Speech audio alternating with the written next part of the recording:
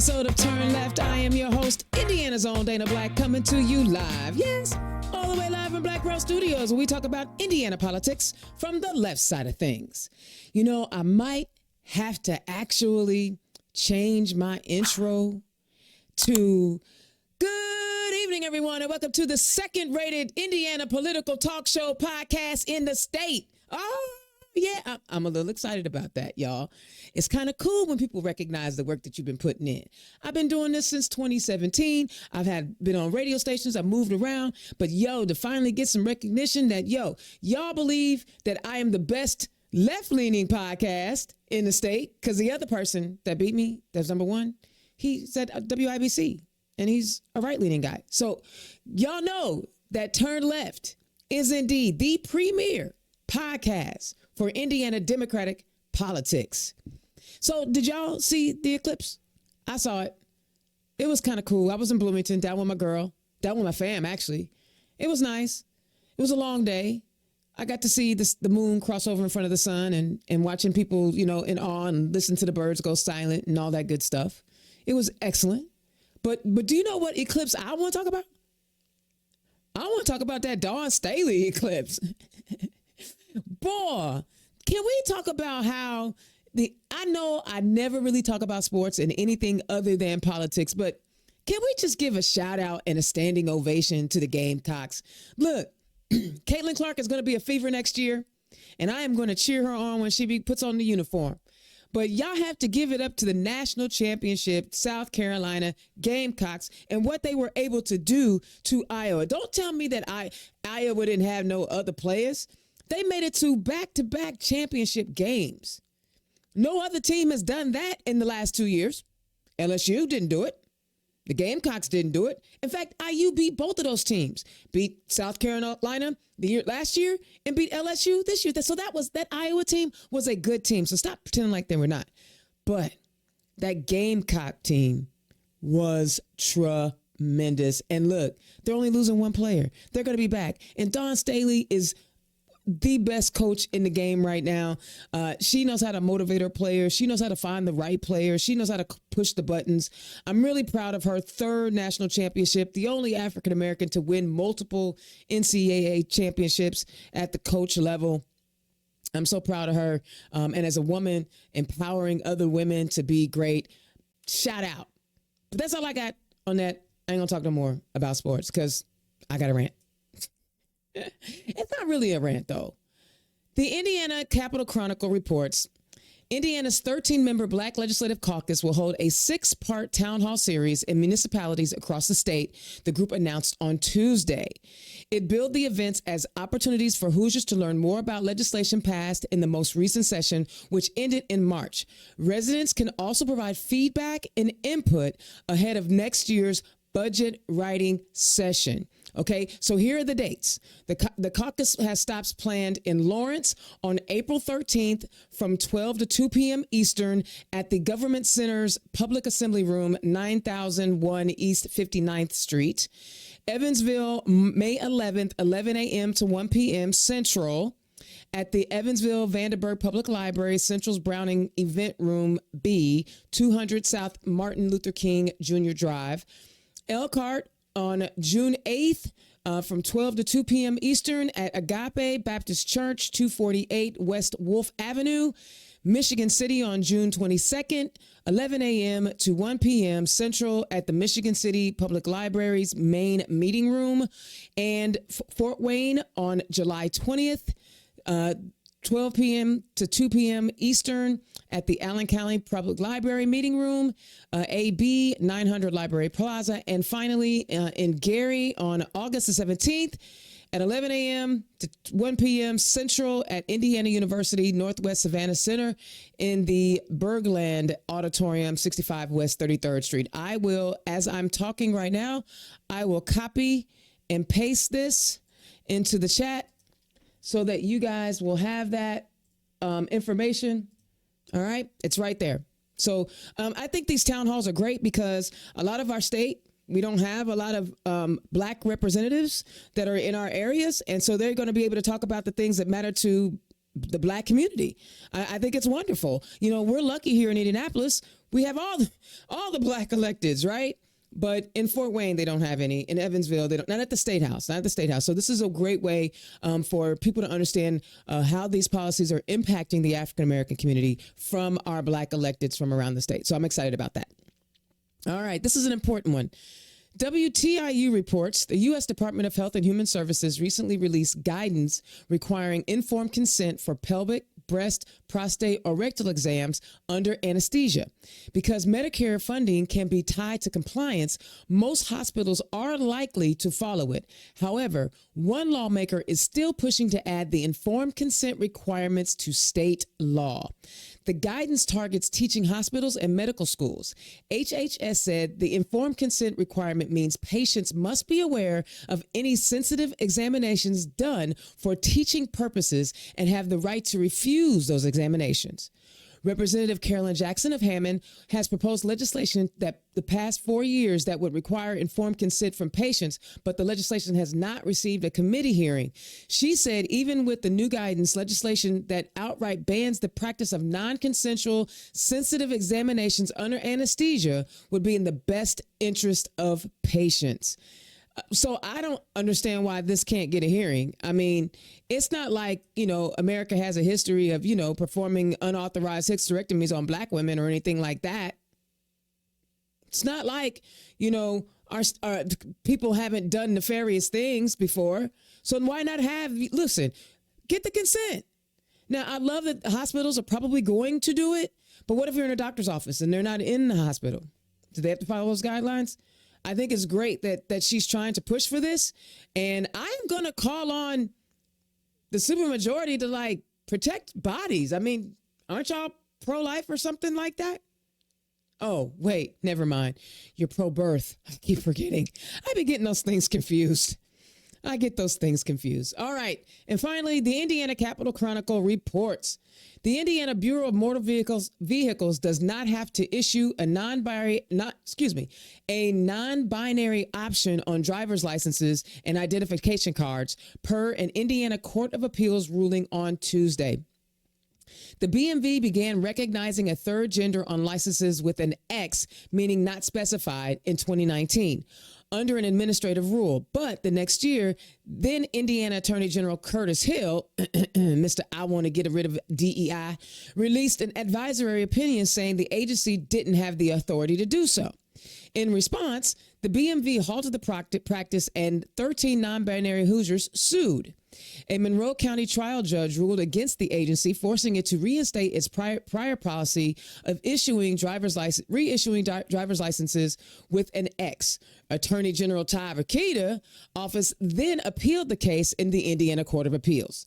The trial court decision was reversed unanimously by a panel of 3 state appellate judges on Tuesday, remanding the case with the instructions to dissolve the injunctions against the BMV and enter a summary and declaratory judgment for the agency consistent with the opinion.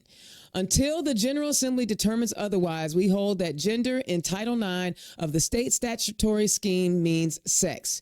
Senior Judge Randall Shepard wrote in the opinion for the appellate court.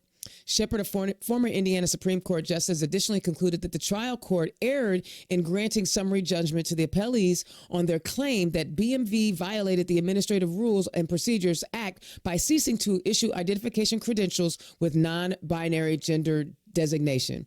He noted in the opinion that the appellees argue gender to mean gender identity, while BMV defines gender as synonymous with sex. So this is a not so good thing for our LGBTQ plus communities and those who can identify as non-binary for whatever reason it is. I really have a hard time with the idea that, it's okay to carry, concealed weapons wherever you want. Things that actually hurt people. We've passed legislation that says it is okay for you to walk around with a concealed firearm, loaded, locked, and ready to go whenever you want. But I can't get a non-binary driver's license. You don't even have to have any type of permit to carry this very deadly weapon. But apparently putting an X on my driver's license or state ID is somewhat problematic. I don't understand these people. Why do they have a problem with gay folks so much? Maybe they should try. I shouldn't say that. That's kind of rude. No, maybe not, because we probably wouldn't want them no way. Anyway, my point is, why can't we just let people be? You want people to let you be with your guns. So the next person, we just saw 2 parents get sentenced for buying their kid a gun, and then the kid goes and shoots up the school, taking the lives of 4 people under the age of 18. But we let people just run around willy-nilly with guns. But you have a problem with an X on an ID card. Y'all, we have things kind of twisted around here. You know, it's freedom for me, but not for thee. We see every day that women's reproductive health care is going by the wayside. You see what happened in Arizona, where they brought back a slavery era law to ban abortions and actually criminalize women who seek them and the people who provide them. But hey, do what you want as long as you do what I tell you that I want you to do. Guys, this election is so important.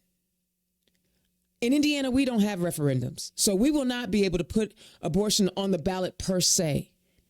But abortion is on the ballot. Civil rights are on the ballot.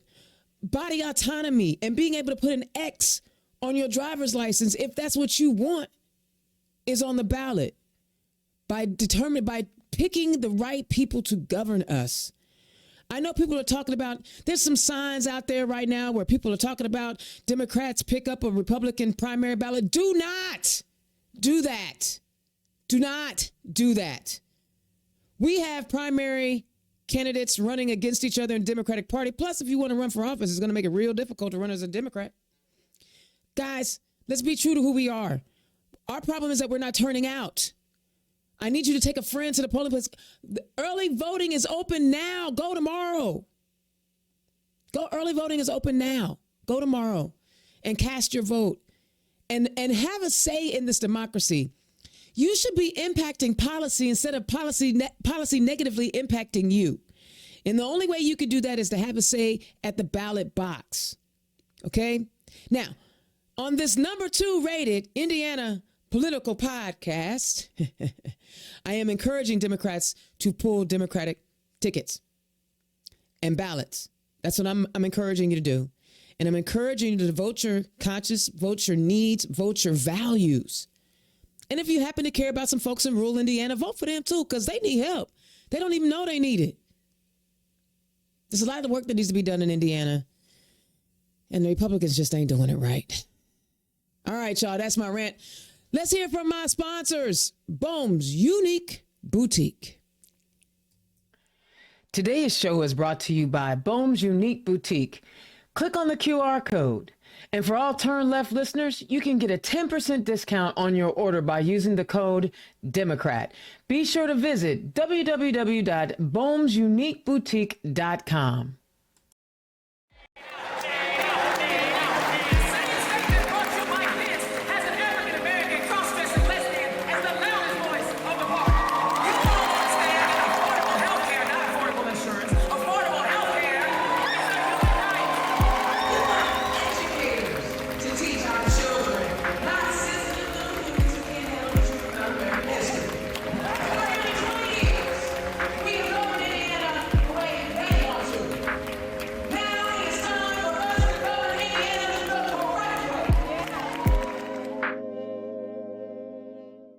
Democrats, are you looking for an affordable content creation option? If so, look no further than Black Pearl IT Solutions and Black Pearl Studios. Indiana's own Dana Black is providing many of the communication wraparound services any Democratic organization needs. No matter the size of the budget, Indiana's own has you covered. Just scan the QR code or visit www.blackpearl_its.com. All right. Y'all, I got a great show. You know, it's not often that I get to hang out with people from across the state who are running for office, and tonight's show is a little different. A couple of weeks ago, I got to be the host at Thomas's. We had a trivia night fundraiser. That was so much fun. And then on Monday, I was, last couple of Mondays ago, the Monday after Easter, I was up in St. Joe for Dingus Day and got to hang out with Carolyn and all the St. Joe folk. So that's the joy of the work and the things that I get to do. I get to actually kick it on a regular basis with all of our great candidates.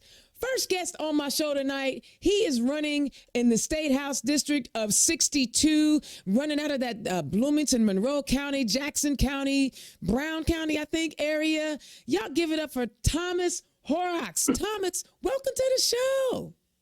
Thank you so much. It's good to be here with you. And all the way from St. Joe, where they get her done up there, running for St. Joseph County Recorder Carolyn Topolski. Carolyn, how you doing? Welcome to the show.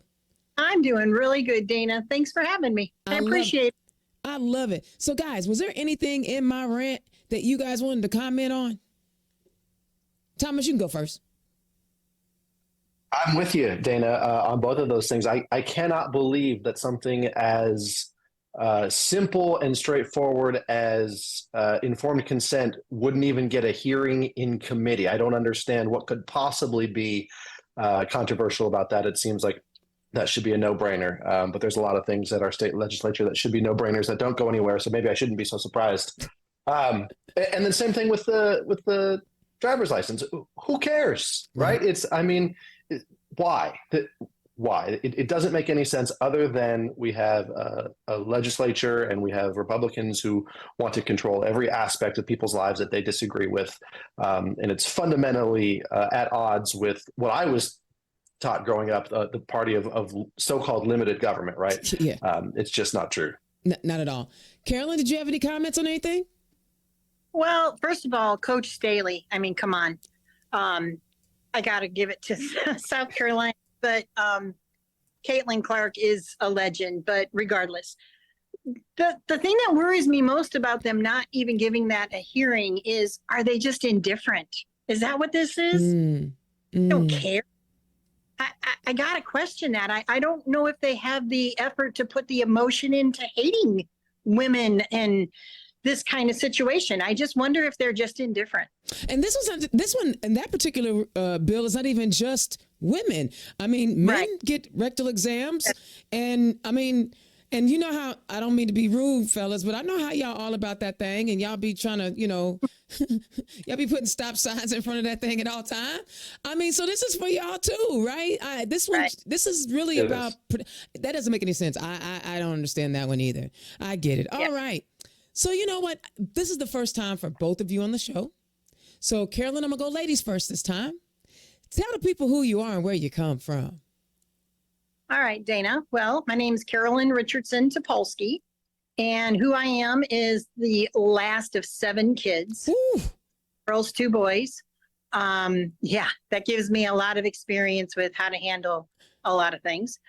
My dad was a public servant. My grandfather was a public servant. And I put it that way because they were not politicians. My grandfather was a county councilman in the 20s and 30s. My dad was a city engineer and county engineer. He did run for mayor. He ended his career as the sheriff of our county. So the bottom line is public service is in our blood. The family business. Yeah, exactly. I spent my career in advertising, though, honestly. I stepped away from public service. I wanted to just try to do something different. But being in advertising puts me in touch with the community, puts me in touch with people on how to reach them for whatever you're trying to sell them, convince them of, or otherwise. So that's really where I come from as far as professionally. Personally, I'm a sports player. I played volleyball, soccer, softball. You know it. 40 years playing softball. I loved it. I wish I could do it. I got 2 new knees to show that I can't do it anymore. But that's who I am. I just recently got married in December. Yeah. 60 years old and found love. It's been awesome. Hey, listen, you are never too old to find love. As long as you keep your heart open, baby, love will find you. Congratulations. Come on, hot mama. Thank you. Yeah. Exactly. So, 26-year-old daughter, she's also into sports. She got named the head volleyball coach at IUSB, actually. Nice. She may get mad. I just released that, but sorry. Oops. Proud mom. Nobody's So, listening. This is the only number Yeah. number 2 podcast. Number 2. yeah, I know who listens, and it's all the right people. But then to wrap it up, I am sitting in my sister's restaurant upstairs in her banquet room in New Carlisle, down in New Carlisle in Indiana. So, yeah, that's who I am. So it sounds like you guys are legacy, and all of this is in St. Joe County, like your father, Correct. everybody. Correct. Wow. So you're royalty in St. Joe County. You know, royalty is a funny word with politics because, that sounds stinky, I'll be honest. Public service is really where more what I would like to be boastful of. Okay. I had a sister who worked in the city for 70 years, or I'm sorry, for 40 years. I had another sister who worked in the county for the county sheriff's department for 25 years. We've just put our time in. I've been personally with the auditor's office for 7 years. So, public service, that's where we're at. So And this people do about us. yeah. So this isn't your first election. This is my personal first election. I'm an employee of the auditor's Okay. office. Okay. I run that room inside there. So Okay. Excellent. Excellent. Thomas, tell the people who you are and where you come from. I will do that. Before I do that, you didn't ask me to do this, but you did MC at our. So I saw you had that ad in there, and I would highly recommend hiring Dana to come MC any of your events. She hosted trivia for us, and we had a grand time. So I'm just going to plug you real quick. Thank you. Yeah, but my name is Thomas Horrocks. I live in Bloomington, Indiana. I'm the husband of Adrian. Between us, we just got married this summer. It'll be a year next month. Wow. So congrats. new love as well. Congrats to you, Congrats. Carolyn. Who knew this was the Newlywed Show? Who knew? That's right. We've got 5 kids between us, from 6 to 22 now. So 3 are in public schools here in Bloomington and 2 are in college. So we're navigating all of that. For my day jobs, I work as a pastor. I pastor Beechwood Christian Church in French Lick, Indiana, and I'm a chaplain in the Indiana Army National Guard. I've been doing that for 10 years here in a couple of days, so about halfway through a 20-year career, and including 1 overseas deployment and a year on full-time orders during our big COVID crisis. So a lot of time just serving people in the communities for fun. Adrian and I like to do a lot of rock climbing. We got a membership at the Hoosier Heights here in Bloomington, and when we get some free time, I like to go down to Red River Gorge in Kentucky and climb up on tall rocks. Okay. Is it like netting and ropes that you're attached to, or is this the indoor rock climbing? So we do both. We do indoor with ropes, and then we do some bouldering indoors as well. And then we go down to Red River Gorge and we tie into a rope and climb up and clip in. I don't actually understand that one, but I'm going to go with it. Like I see people do it, and there's got to be some joy in it because they really do it. Like they have shoes and special chalk and all of that. And so, and so I'm hearing a theme here, guys, other than the newlywed, and maybe we should play a newlywed game. But I'm hearing the word service. Yeah. We want to be a servant. Thomas, talk about how do you go from being a pastor and a spiritual guide, so to speak, for the National Guard into politics and running for office? Yeah, that's a good question. So I grew up, I'm a pastor's kid. I grew up in a real religious environment, in a conservative environment as well. Growing up, the government was, we were sort of, government's not a great thing, right? We government should stay out. Small government is what we believed in. And sort of this idea that we just needed personal responsibility, a lot of that, and a little bit of charity. And if that happened, everything would be okay. So I believed that for a long time. Then I grew up and literally and metaphorically, I started paying attention to the way that the world actually works. Paying attention to the news, and I came to realize that systems and structures and policy actually really do impact people's lives to a heavy degree. started doing a lot of reading about it, reading some books and articles. I started talking about it online. This was while I was in seminary, and it was coinciding with some of the stuff I was learning in the Bible with the prophets who were calling out social injustice in their communities. And so I just started talking about it on Facebook and Twitter, and for the first time in my life, people started calling me a liberal. I was like, no, this isn't liberal. This is just reality. It's just biblical. This is just what Jesus said. This is just what people are experiencing in real life. But after a while, I kind of gave up fighting the label. I said, fine, if it makes me a liberal, I'll be a liberal. I just believe it to be true. And then starting to work as a pastor and a chaplain, I began to see firsthand that a lot of the issues that we were dealing with on the charity side were created on the policy side. And I came to this light bulb moment for me that I know a lot of other people have known for a long time, but it was an epiphany for me that charity doesn't fix what policy creates. And it never can. There was a quote from Desmond Tutu that I'll paraphrase, the Archbishop of South Africa. And he said, pulling people out of the river is great, but eventually you've got to go upstream and find out why they're falling in. And so for me, that illustrates the distinction between sort of justice and charity and policy and charity. And so after the last general election, I just sort of got pissed off with the way that things were. And I mentioned to a buddy of mine, I said, maybe I need to think about running for something instead of just yelling over the internet. And so he called me in July and said, there's nobody running for District 62. And I went, oh, no. Gotcha. But had some conversations, and people thought that it might be a good fit, even though I've got no experience. I've never done this before in my life. Thought it might be a good fit for this particular district, and it's been a fun ride so far. And Carolyn, you worked in the auditor's office, so you'd worked in city government and county government. What made you decide to go ahead and throw your hat in the ring and become a candidate? Oh, it had everything to do with my daily work. So I work in the plat room, and what the plat room does is manipulate parcels of land for taxation. So we transfer documents, we transfer deeds, titles of property. I have to use those recorder files every single day. I have to work with the personnel in that office every single day. And it could be so much more. I'm not here to bash the personnel in the office or anything like that, but there's just so many things. The incumbent right now is, I believe her mother was the recorder a few candidates back, a few electeds.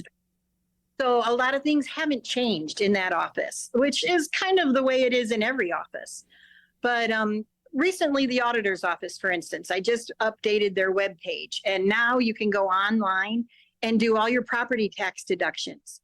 Dana, that's huge. Yeah. Don't have time to come to the office between 8 and 4:30 Monday through Friday. No, we have jobs.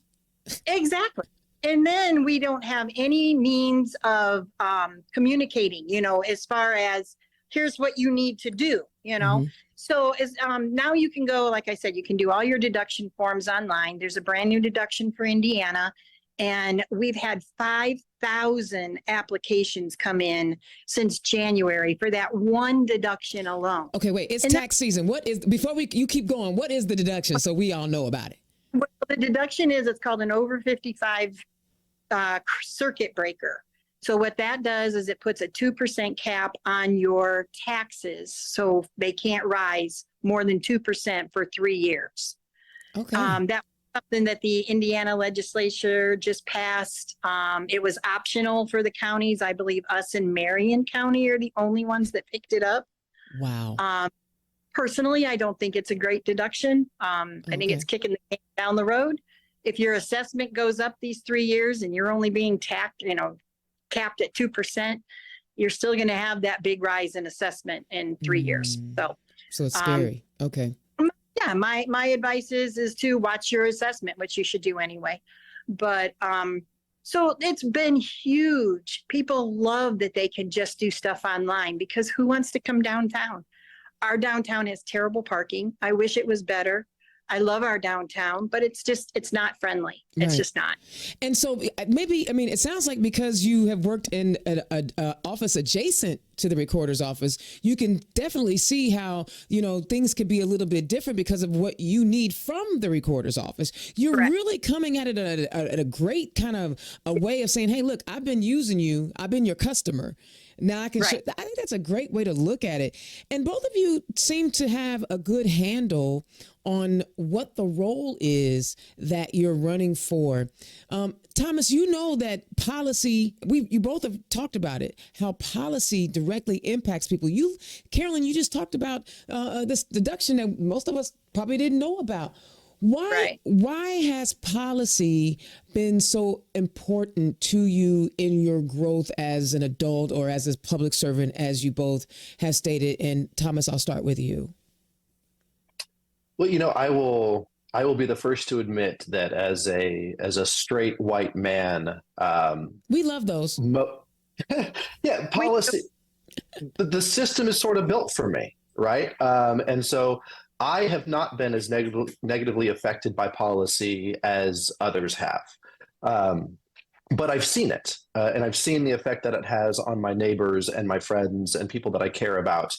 And so it was just one of those things for me that I came to realize after a long time of waking up that politics is simply the way that I love my neighbor in the public square. Right. And so it went from voting in the best interest of my neighbor, realizing that wasn't enough to try to run so that I can affect policy at a higher level, so that the people that I serve in my different arenas in the church, in the military, I can affect policy for their good. It's really cheesy, but I really believe it. My tagline is making government work for all of us. One of the things I have noticed is that a lot of the policy that gets through is policy that either favors really wealthy special interest groups over and against everyday working people, or policy that serves a very narrow aspect of the culture wars. And I think that the government at its best is the administrative arm of the people to meet the needs of the people, not to fight culture wars and not to make rich people even richer. I love it. Carolyn, why is policy so important? Well, on a personal level, it's super important with what's just gone down with being a woman. Hello. Side note, my office I'm running for doesn't do any kind of policy. Right. We're administrative. But holy moly, the freedoms I've had since I was a kid, and now my daughter is facing things that I fear for her. I really do. I had a niece who was facing possible IVF. I had a good friend who lost 2 babies in, miscarriage. I mean, horrible stuff. The policy they were talking about with having to, bury your fetal remains, making women go through pregnancies with dead babies. I mean, they're horrible things that these representatives are doing to women. So policy absolutely affects me personally.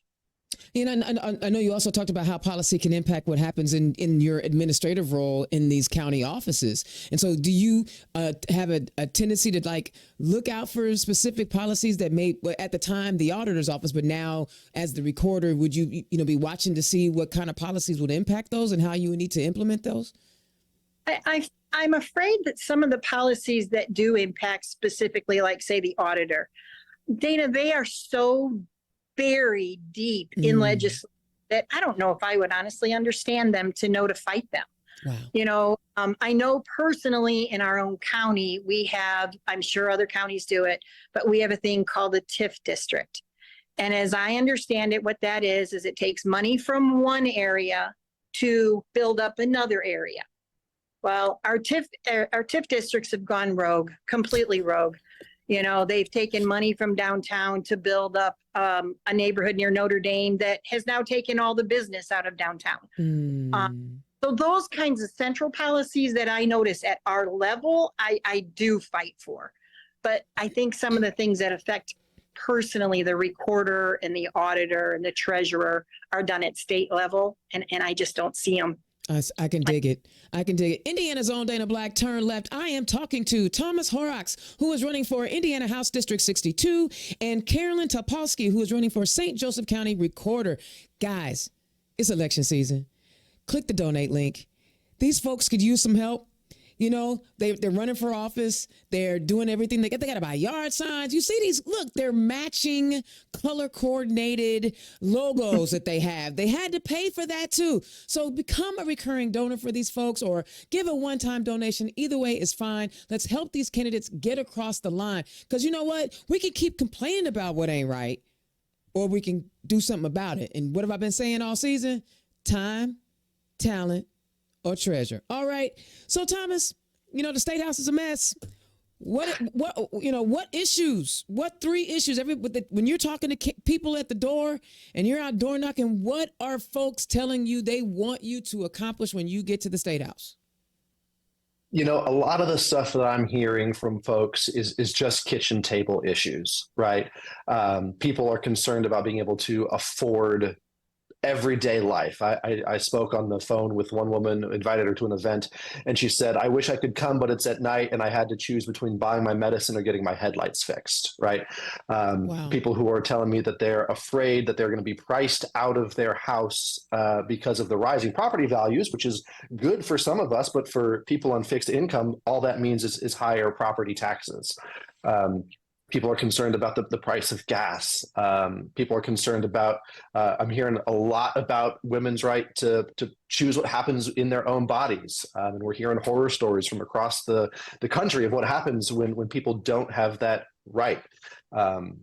You know, I've got friends with trans kids who are just terrified for what's going to happen to their kids, and they just want the government to stay out of decisions that really belong between individuals and families and their medical provider. So really kitchen table stuff, and then getting the government out of the business where it doesn't belong being are the main things I'm hearing about. Yeah. And see, Carolyn, I imagine you spend probably more time explaining what the recorder's office does, right? Versus somebody asking. Tell us a little bit about what the recorder's office does. Well, the glib answer, honestly, is we record documents for public record. And what I mean by that is it's documents that pertain to land. So deeds, ordinances, liens, mortgages, things like that. That's different than what our clerk does. Our clerk does more of the marriage certificate or more marriage license and things like that. So what the recorder does is they have to keep these public records available to the public and make it easy for them to get to them. That's pretty, but see, that's, you know, you said it very simply and concise, and I love it, but people don't realize how important that stuff is, right? Oh yeah. If you're a veteran and you lose your discharge papers, that's something that the recorder's office would have, correct? Correct. And when they work in with the VA office right now in the county city building, they have to. Right. See, and those are important things. So if you're looking to get benefits, anything can happen. You know, God forbid a tragedy occurs in your home and the house is no longer there. Now you can go to the recorder's office to get those documents and deeds. It's not glamorous, y'all, but you need somebody to do that. Right? Trust me. Go ahead. And the thing is usually what I've seen at the auditor's office, when somebody needs a copy of a deed, it's because somebody's passed. It's not circumstance. You know, yeah, there's times where they're going to sell the house, but a realtor will take care of that. But I've seen a lot of times where families come in and now all of a sudden they got to take care of their parents' will and house, and they don't know where to start. Wow. So it is important. It's the nuts and bolts of our community.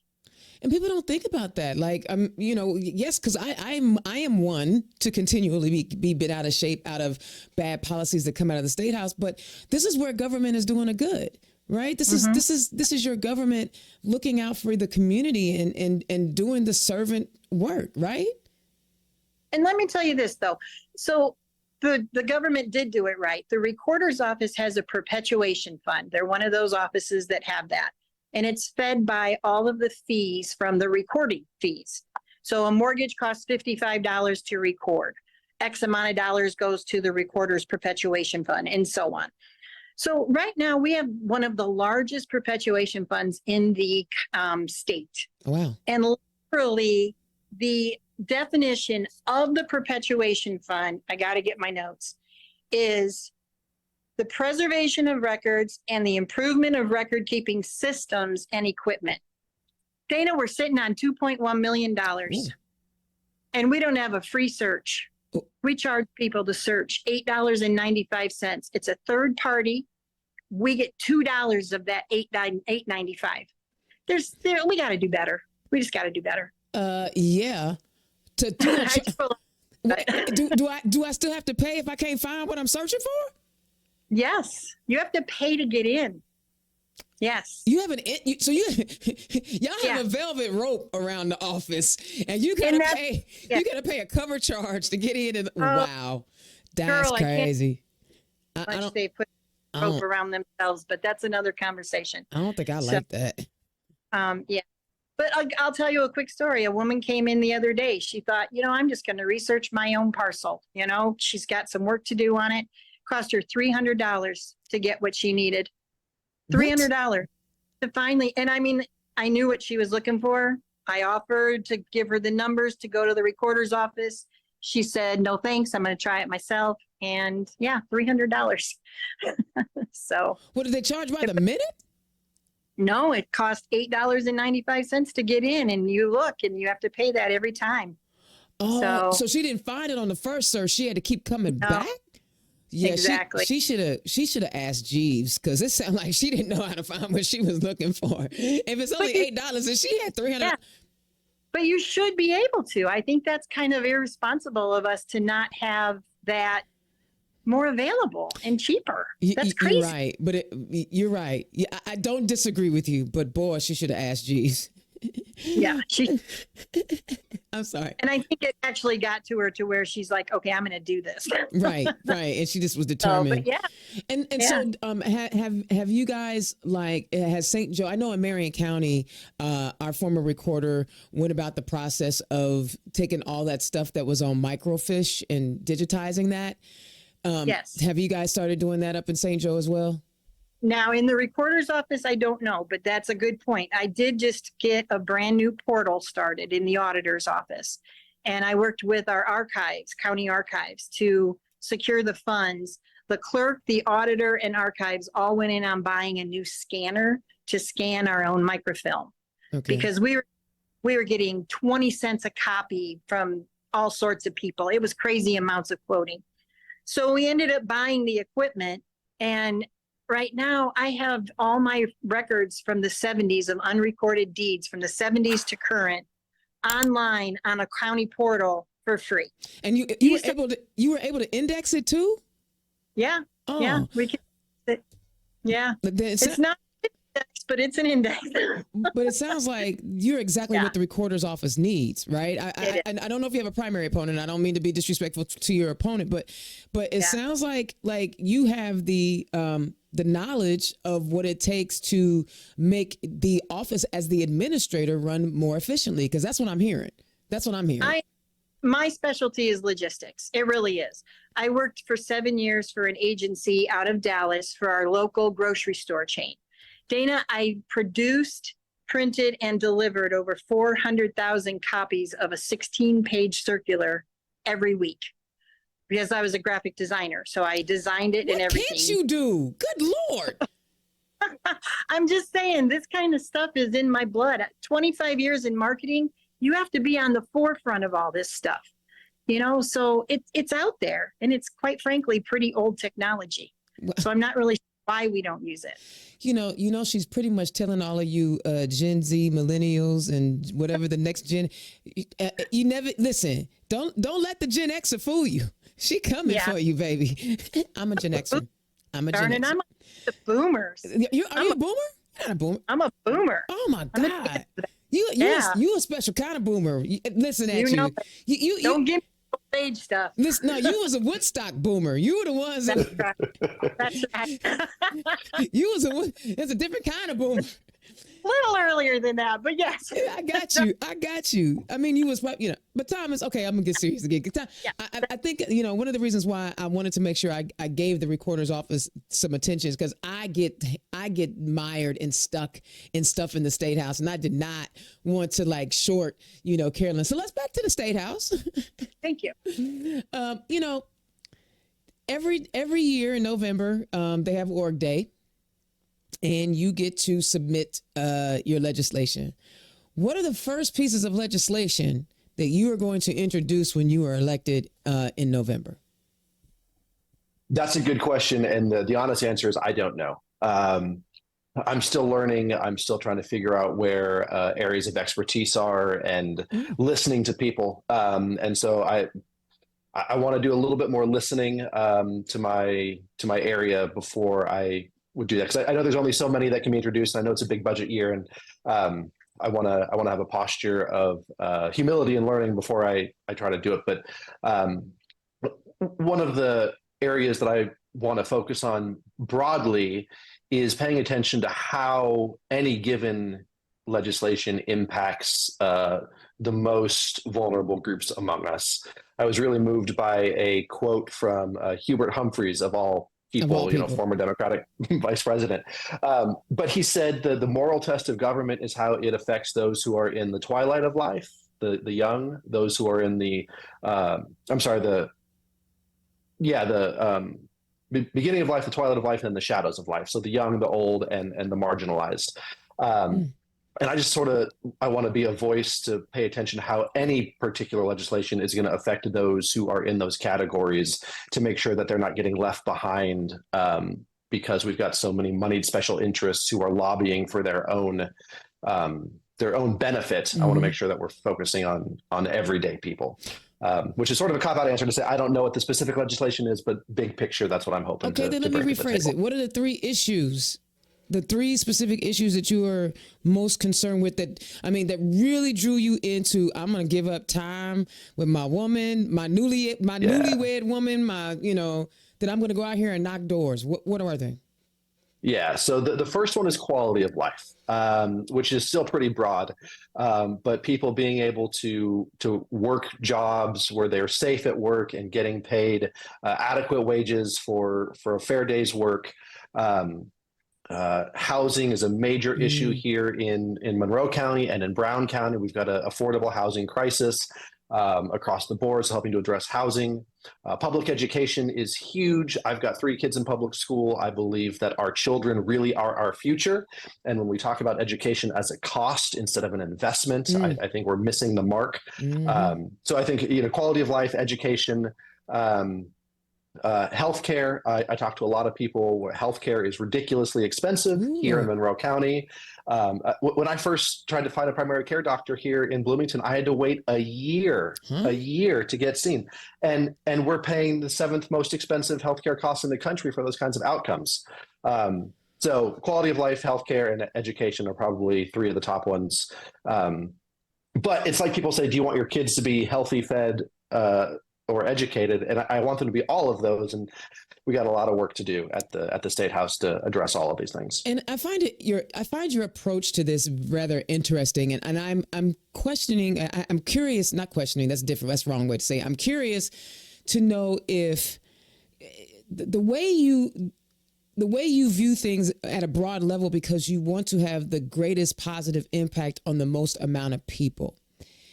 Does that come from the religious studies? Does that come from the spiritual studies? Yeah, I think it does. I mean, my guiding principle comes from, Jesus, who said, love your neighbor as yourself, right? And by this, all people will know if you have love for one another. And when I made the connection that politics is simply the way that we love our neighbor in the public square, that was a light bulb moment for me. And I said, I want to shape policy to help the biggest number of people. There was a quote from a book I read several years ago that said, it's not enough to just help a few people beat the odds. We need to change the odds for everybody. Ooh, and I think that only happens at the level of public policy. That's where we change the odds for everybody. Charity is great and important, and we'll always have a need for it to help people beat the odds. But we've got to change the odds for everybody. So let me ask you this. Obviously everybody believes the way they believe, and we're not questioning how they believe. But when you hear Christians who are vehemently opposite of everything that you just talked about based on policy. How does that make you feel as a Christian? Because I'm here, because see, they always want to make it seem like Democrats don't love God either. You know what I'm saying? They be trying to make us seem like we ain't Christian, but almost every black politician is a pastor, so I don't even understand what they're talking about. Anyway, I'm gonna get off but you hear the other side who often is as vehemently righteous in what they believe, but are writing policies that are harmful. How does that make you feel as a pastor, as a believer? It's probably not the most pastoral response, but it makes me feel pissed off. It's one of the reasons why I'm doing this, because I refuse to let them have it. The faith that I have come to learn, I think, is good and beautiful and beneficial and helpful. And I refuse to give it up to people who want to weaponize it and use it for hate and division and harm. And it makes my job so much harder. It's funny, throughout my career as a minister, I've talked with a lot of people who they say, you know what? I really like Jesus. I like his message. I like his teachings. I like what he was about. But Christians, man. And I said, I know, I know. And so part of it is I want to help. I want to be a part of the other side that says, listen, we're not all that way. And the loudest among us don't get to claim it for everybody. And so this is sort of my rebellion, my way of resisting that and saying, you don't get to keep it. You know, I didn't ask this of you, Carolyn, and how you believe is how you believe. But, you know, that discussion that Thomas and I are having, you know, when you hear the other side, you know, and again, it's not about what you're going to be working on in that office. You know, we discussed that. But when you hear, you know, the religious right, you know, always doing things that harm people through policy, how does that make you feel? Well, I was raised a Catholic. Okay. I don't practice anymore, but I know enough about all of those things that these supposed Christians, they're scary. That's my opinion. They are kind of bringing revelation around, if I'm saying that correctly. Mark of the beast with the red mark on his head. Prophet. Come on. I truly believe that we are in an interesting biblical time. I always believed in God, and I believe in everything that he states, you know, love thy neighbor, all that good stuff. These people aren't that. They're very scary. Yeah, I'm often, you know, everybody keeps talking about The Handmaid's Tale. First of all, I ain't gonna make it. They're gonna kill me like the first episode. No kidding. I ain't gonna make it because I'm gonna cuss them out. This mouth is just too powerful and they're gonna get mad and I'm gonna just be dead. I already know. So like, don't worry about me. I'm gonna be dead. But here we talk about, you know, our founding fathers literally said, no, we do not want theology governing us. Right. And these folks are literally running around talking about, no, that's not what they meant. That's not what they meant. The brilliance of Marjorie Taylor's and the Greens, you know, are now constitutional scholars, not ever. And they are trying to gaslight us into believing that are these men who set this system of government up did not want theology out of it. How do we be forthright? And it's okay to believe what you want. Because I tell people all the time, I'm gonna fight for the Muslims. I'm gonna fight for the Jews. Right. I'm gonna fight for the atheists. I'm gonna fight for all of y'all because our government say, our documents say, we'll have no state religion. But now you see it in real time where judges are making opinions and making judgments based on their religious belief. How do we get people to understand that, yes, it's okay to believe what you believe, but we got to get that part out of it. Can guide your moral compass, but it shouldn't dictate policy. Talk to me. Am I preaching? I might be preaching. You're preaching. No, it's good. Keep going. Preaching is always needed when you're talking about this stuff, frankly. But it's a scary time. That's all I can keep going back to. You know, I grade school, they thumped it in my head about, you know, what to expect when you don't follow the teachings of the Lord. And I've stepped away from an organized church, but I still have it in me, you know? Absolutely. And feel, though, honestly, Dana, is that what they found is a profit center. And I think that that is 90% of what religion is being used for. I don't believe that that's in everybody's heart when it comes to religion, but I think it's one of the most used entities for people to profit from. Wow. And that's why, Thomas, what do you think about that? That's an interesting thought. Yeah, I think she's exactly right.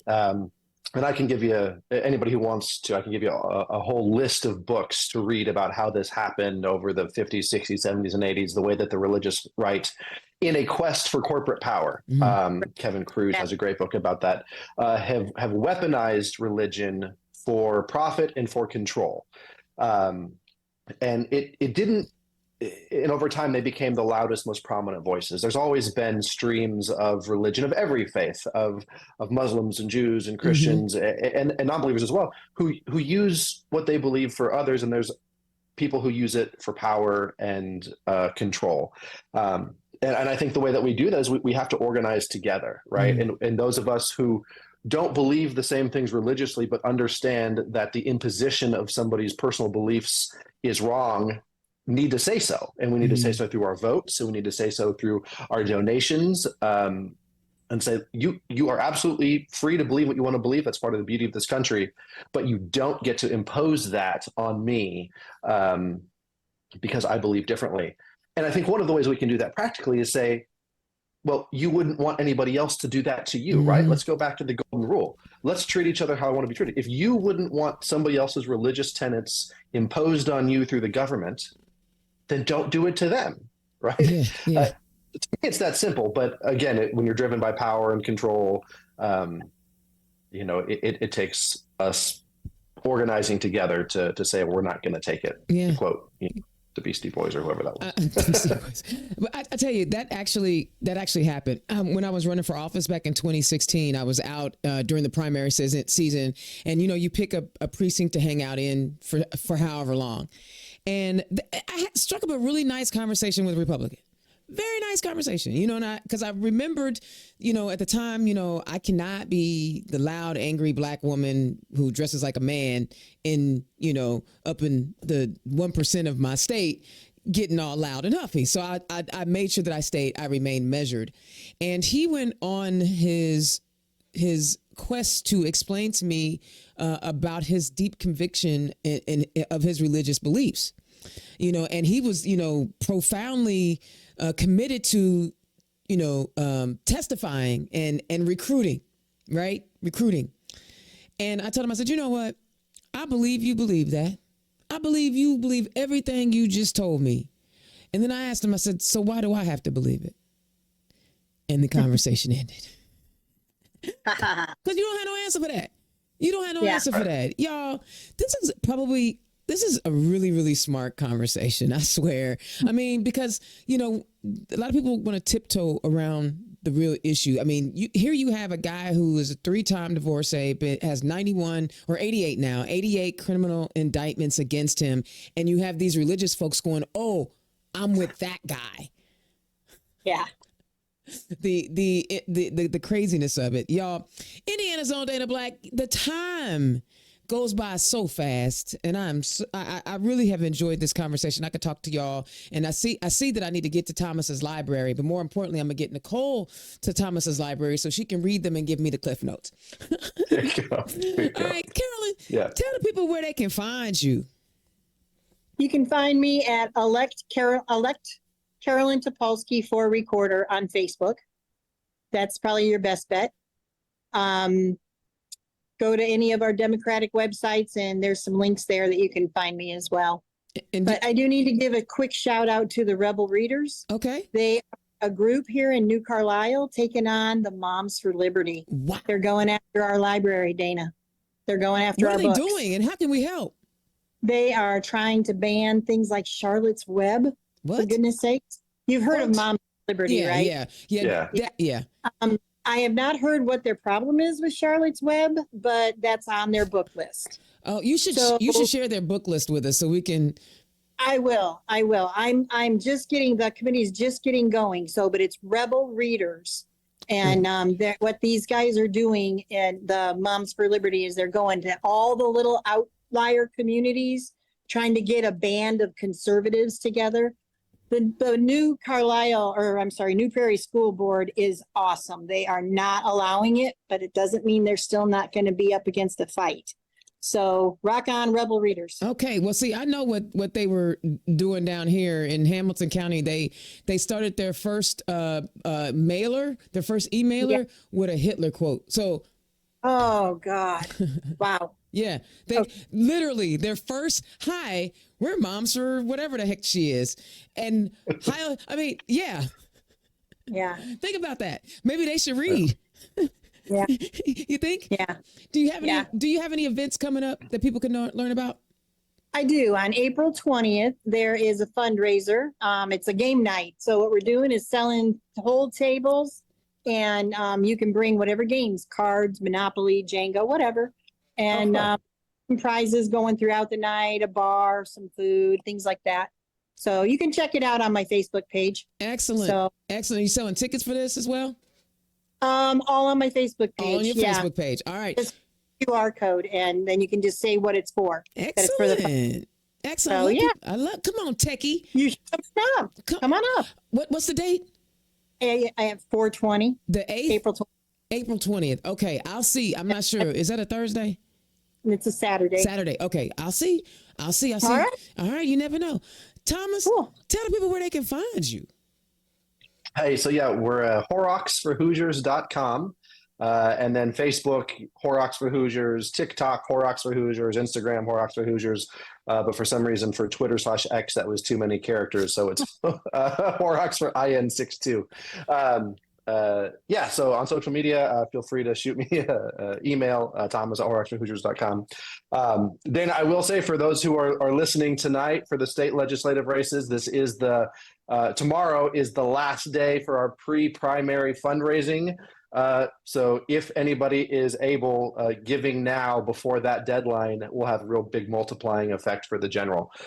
So I will just throw that little bit of shameless plug in there. And you can look, we make it easy. Just click the link right there. If you're watching it live, click the link. Trust me, when I post it to YouTube and on Spotify, their links will be there because they use Act Blue. We love Act Blue. We do love Act Blue. Thank you, guys. Hang on. Don't go anywhere just yet. I want to give a little closing real quick. Guys, I did that again. How do I mess around and hit the wrong button? I need an assistant.